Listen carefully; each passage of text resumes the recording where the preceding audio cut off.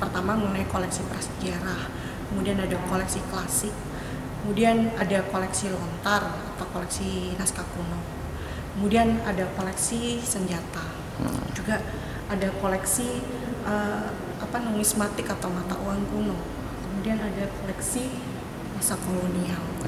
Jadi kemudian ada beberapa koleksi khusus, yaitu koleksi foto dan juga koleksi batu atau arca di sini.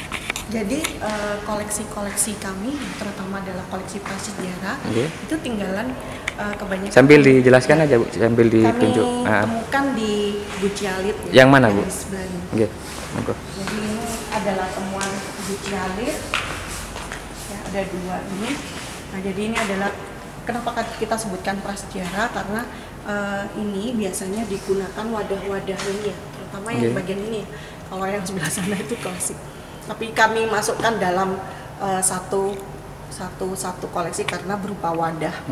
Nah, ini wadah ini biasanya selain untuk memasak, tapi juga kadang sama masyarakat terutama daerah pegunungan itu dijadikan tempat untuk bekal kubur. Salah satu isinya adalah manik-manik. Oh gitu. Manik ini dari Gucialit semua.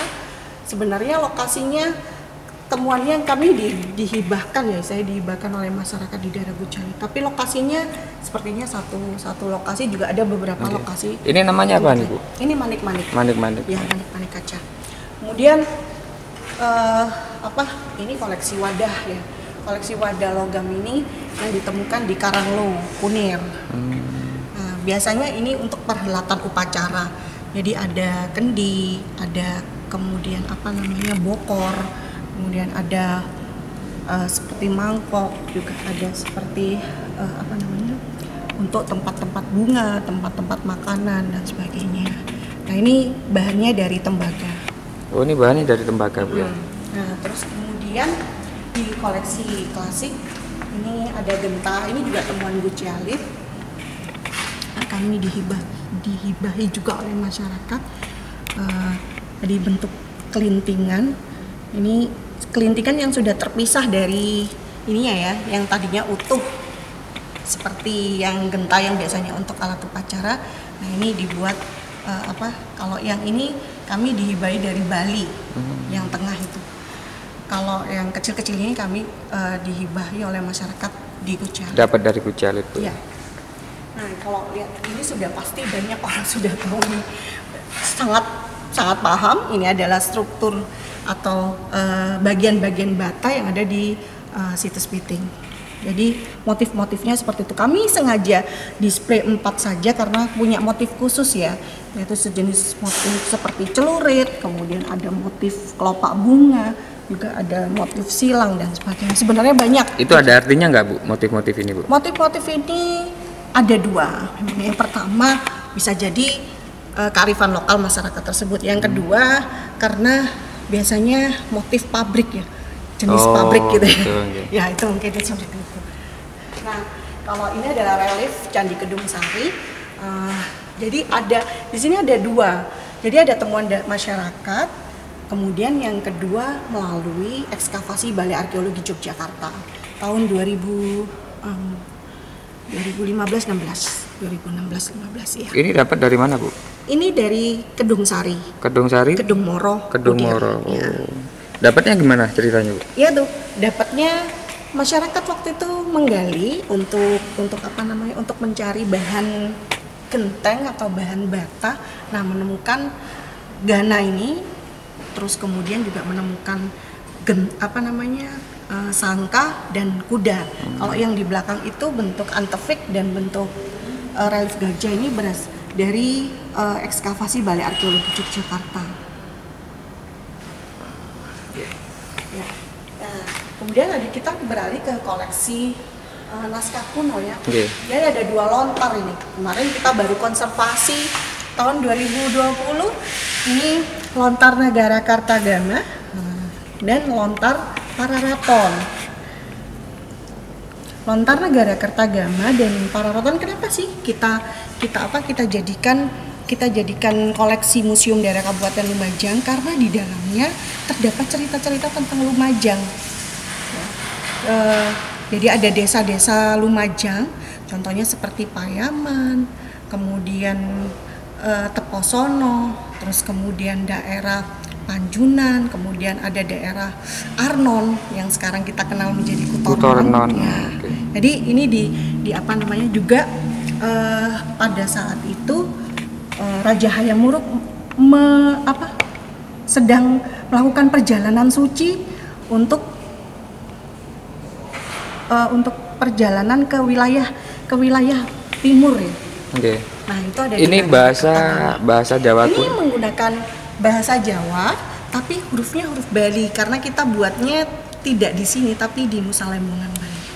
Ini replika atau? Replika. Ini replika. turunan baru sekali. Kalau aslinya di mana? Aslinya sendiri secara asli itu kita belum tahu yang jelas, tapi yang selama ini disimpan oleh museum-museum itu kebanyakan turunan. Okay. Jadi buku diterbitkan kembali terus disebar.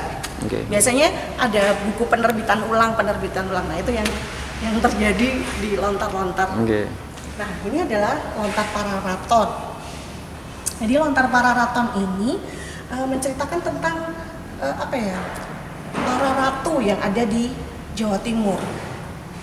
Kita belum, kalau misalnya dikatakan pembuatnya anonim karena memang tidak ada pembuat. Si pengarangnya siapa? Ada juga yang menjelaskan bahwa Pararaton ini dibuatnya mungkin pada masa sekitar abad 17-an atau 18-an atau sekitar abad 16-an. Jadi ini lebih muda dibandingkan negara Kertagama. Jadi tapi kalau misalnya melihat atau istilahnya membaca mengenai penulisannya ya menggunakan bahasa Jawa kuno juga, terus kemudian menceritakan tentang masa atau keturunannya Ken Arok. Oh gitu. Ya, jadi Ken Arok sampai kemudian Majapahit. Oke. Ya. Nah, kemudian kita ke koleksi senjata. Koleksi senjata ini ada wedung ya. Wedung ini kalau misalnya dikatakan senjata asli Lumajang. Kenapa sih senjata asli Lumajang ini wedung gitu? Kalau saya mungkin ini persepsi saya saja.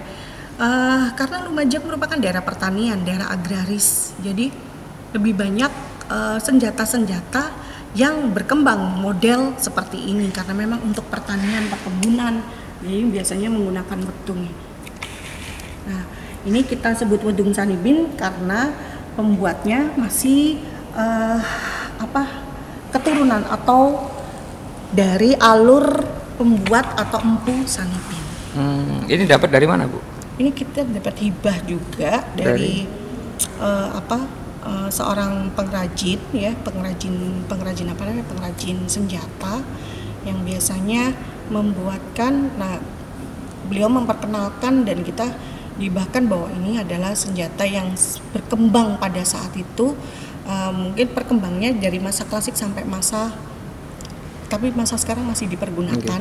Empu Sanibin itu dari daerah mana? Beliaunya sebenarnya bukan asal sini ya, tapi murid-muridnya itu banyak berkembang di Lumajang dan salah satunya di rumahnya itu saya kurang paham di mana, tapi di daerah Bayeman situ. Ada kok. Mungkin Empu Sanibin ini tinggal di kecamatan mana dulu?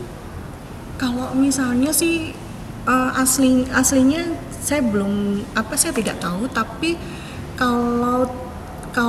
kalau menurut cerita beliau berdomisili di Kunir. Jadi perkembangan pembuatan keris ini atau senjata itu. Senjata ini atau wedung ini itu di Kunir. Nah, kemudian sampai ada juga yang di Bayeman dan sebagainya. Gitu. Karena memang bengkelnya masih ada di sana juga. Gitu.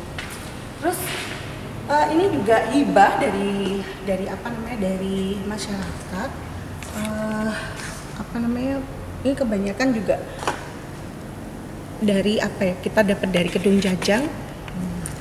Oh, ini berarti juga salah satu peninggalannya bisa Raden jadi, Mas mungkin salah satunya bisa juga, tapi kami dapatnya dari masyarakat.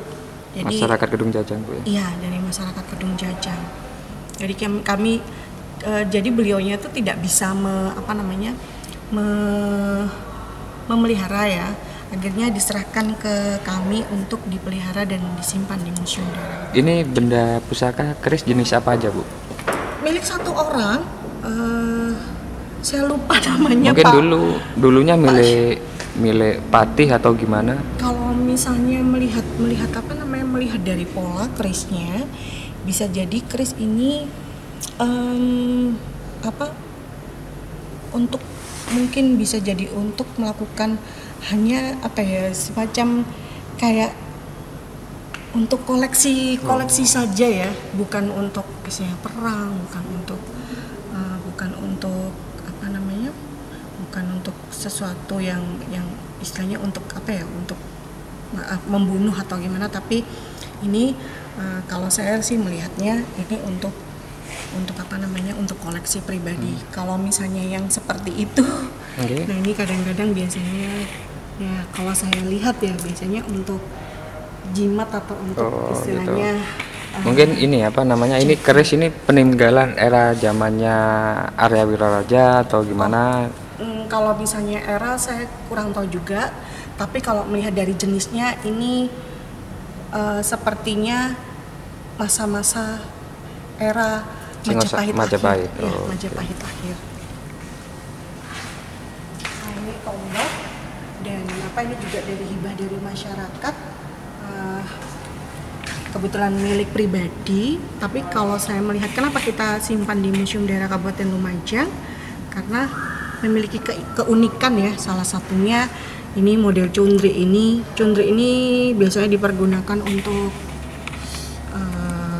jimat ya. Nah, terus kemudian bisa juga biasanya disempilkan di gelungan di wanita. Ini dapat dari daerah mana, Bu? Ini dari keluarga Bu Masrufah Senduro. Ya, ini adalah kita ke koleksi numismatik ya. Numismatik ini adalah koleksi mata uang kuno. Jadi mata uang Belanda. Ini adalah mata uang Belanda. Jadi ada yang di tengahnya bolong juga. Karena dulunya nggak ada dompet, otomatis di tengahnya bolong untuk menyimpan uang dengan tali ya. Saya seperti itu biasanya. Tapi juga ada sejenis uang koin biasa. Ini biasanya sampai nilainya 5 sen sampai 0,5 sen. Kalau yang kecil-kecil ini 0,5 sen, yang gede-gede itu sekitar 5 senan. Ini uang dari tahun berapa? Tahun ini. Dari tahun 1913, ada yang 1913, ada juga yang tahun 1945. Oh gitu, Bu ya. Dapatnya dari mana tuh, Bu? Dari Pak Indri ya, Pak Indrianto ya. Karena beliaunya kan masih istilahnya dulu kakeknya salah satu bisa jadi dulunya mungkin dulunya kakeknya atau leluhurnya punya jabatan di pabrik gula atau di salah satu pemerintah atau istilahnya di pemerintahan Belanda, yang kemudian masih menyimpan koleksi-koleksi itu. Kalau ini kita dapat dari Pak siapa namanya saya lupa. Jadi beliau juga orang Lumajang tapi domisilinya di Jakarta. Nah, kita diberi hibah mata uang kuno ini. Dan juga kita ke koleksi kolonial. Nah, ini kebanyakan kami dapatkan dari keluarganya Adipati Singowikudo. Jadi ini peralatan yang sehari-hari beliau pakai ya, kayak perapen, kemudian penginangan, ini biasa dipakai. Juga ada koleksi medalion, yaitu medalion penghargaan. Oh, ini penghargaannya. Ya. Ini perapennya nih digunakan tuh apa, Bu? Biasanya untuk wewangian ya, rambut, atau setelah biasanya mandi bersih atau mandi besar. Dan mereka, kalau biasanya perapen ini digunakan untuk ketika kita misalnya midodareni, terus kemudian kalau kita sudah mandi besar, baru rambut itu diwangi-wangikan, jadi untuk wangian. bahan-bahan wangian yang berupa serbuk, kemudian diasap, biasanya di wilayah-wilayah sensitif wanita. Biasanya seperti itu. Nah, kalau ini adalah koleksi keramik ya. Koleksi keramik ini kita dapatkan kebanyakan, kalau yang pecahan-pecahan ini adalah kebanyakan kita dapatkan dari situs Piting. Nah, jadi ada jenis-jenis kayak dinasti Song, kemudian ada dinasti Yuan, ya. Terus kemudian ada yang baru juga dari dinasti Ming, dan bahkan ada juga yang keramik-keramik dari tinggalan Belanda. Kalau yang tengah ini kami dihibahkan oleh Pak Eko namanya. Jadi beliaunya punya keramik dan tidak ingin keramik ini dihibahkan ke Museum Negara Kabupaten Lumajang. Ya. Nah, ini dari koleksi Raden Mas Singowikuna. Yang merupakan adipati pertama, Bu, ya. Adipati pertama dan terakhir ya. Setelah itu baru Lumajang menjadi kabupaten. Ini dapat dari mana, Bu?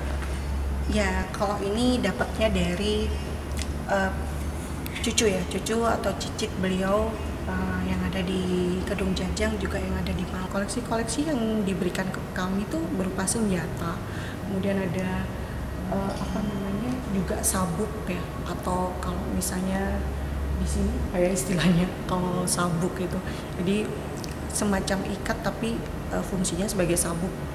Kalau dulu kan suka pakai jarit ya, nah itu yang dihibahkan. Juga keris dari keluarga, yaitu tombak juga. Nah, kemudian juga ada cerita atau istilahnya cerita kronologi atau deskripsi tentang beliau sendiri.